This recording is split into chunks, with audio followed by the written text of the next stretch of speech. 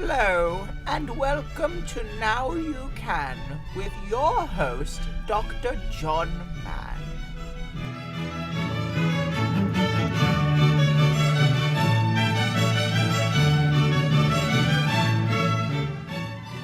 Good afternoon, students, and welcome to my presentation on bears. I hope you enjoy it. You can see here I have a high-resolution rendering of what I believe to be 8 of the most iconic bear types. And I would like you all to please take notes. Very good notes.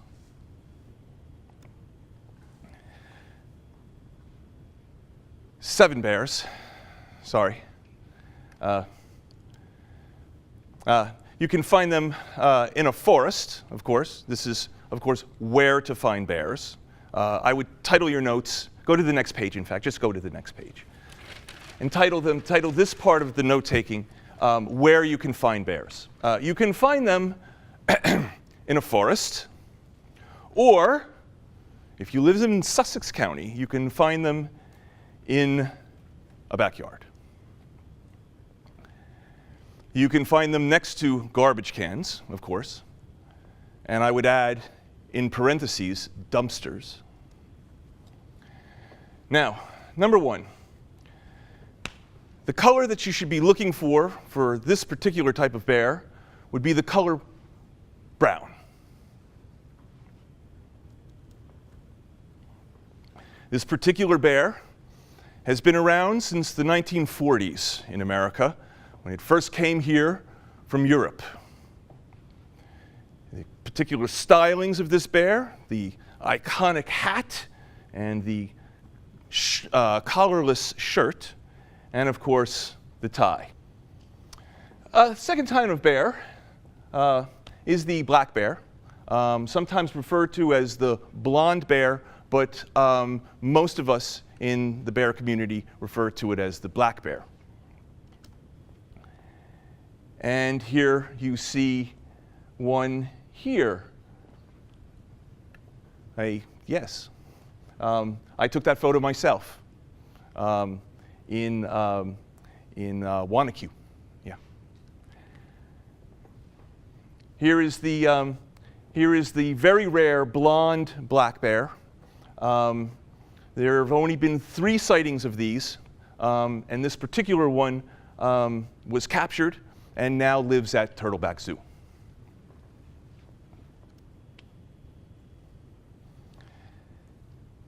They may be big, but don't try to outrun them. It's a joke. Now the third type of bear is, of course, the polar bear.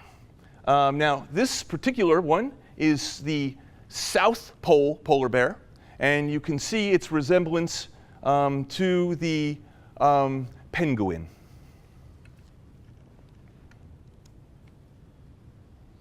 Yes, the South polar bears have a very unique odor, appreciated by the female version of the bear, but it is very offensive to humans. And so when we go, I've been on one of these before, when we go, we actually have to wear clothespins on our noses in order not to smell them, in order to get close. And I'm talking about within a mile. Yeah. So it's amazing. Really, it's a mating thing is what's happening there. Yeah. And of course, like their cousins, the penguins, they float.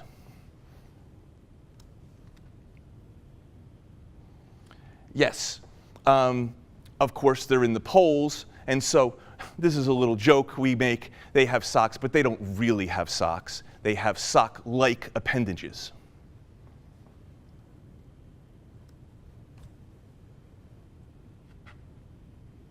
Built in. And Teddy Roosevelt once hunted bears. Teddy Roosevelt, the 41st president of the United States, and once hunted bear.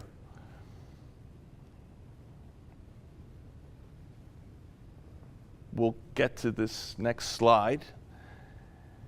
And of course, that's Teddy Roosevelt.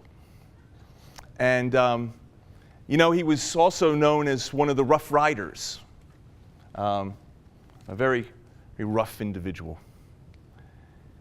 Yes, that's was a likeness of the first bear that he killed when he and the Rough Riders went to Cuba. So, yeah. The depiction of this particular bear comes with the, of course, the description that it is soft. It's very soft, and it's lovable, and of course, they love to party. And they're furry, and thus leading to the softness. Yeah.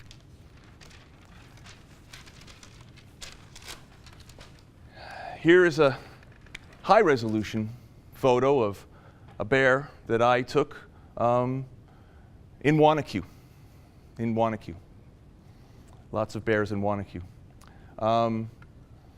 Yes, I once met a burly gay man, and he assisted me with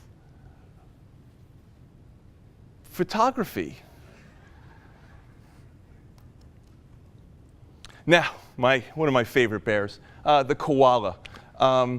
You can see here, koalas are smaller bears, and they are they live in the forest as well.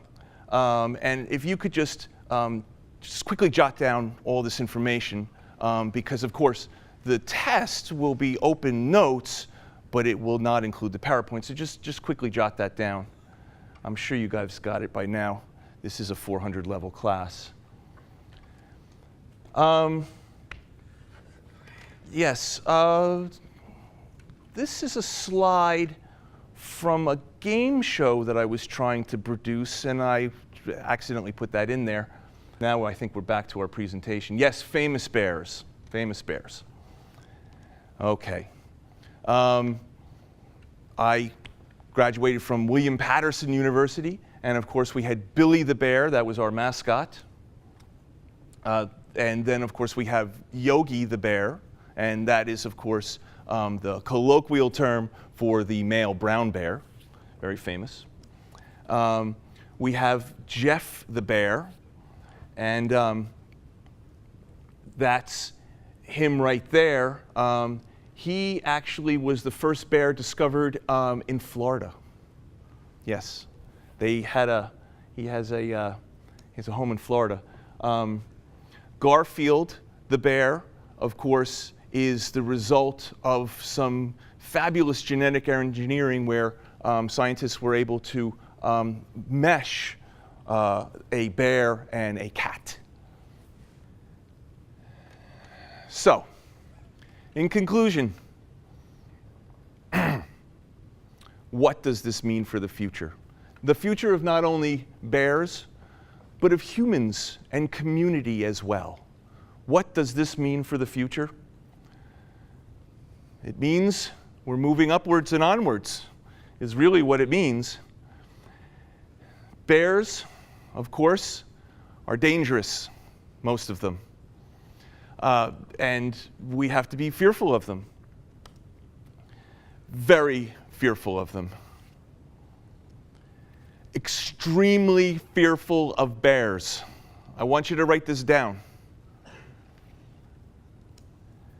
Extremely, very, tremendously fearful of bears.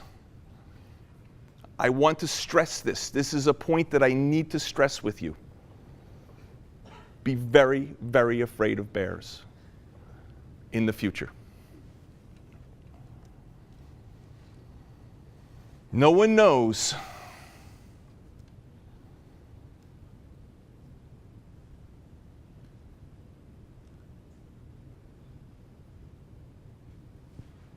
Thank you.